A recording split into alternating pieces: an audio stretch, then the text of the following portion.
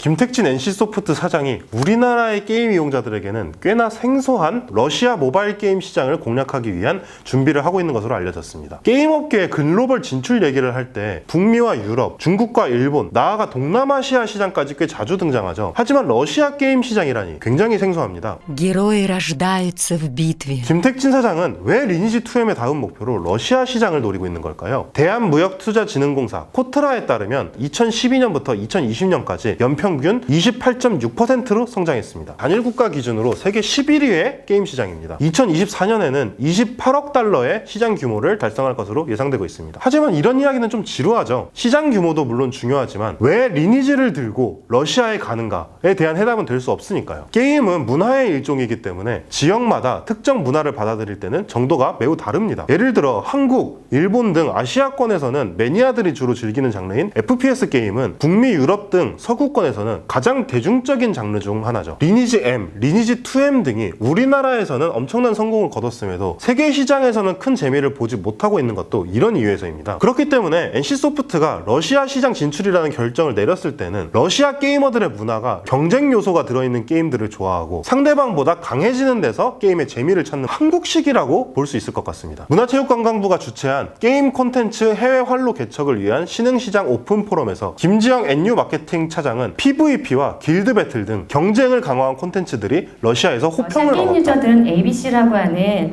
액션, 배틀, 경쟁 장르를 선호하는 특징이 있는 유저들이었습니다.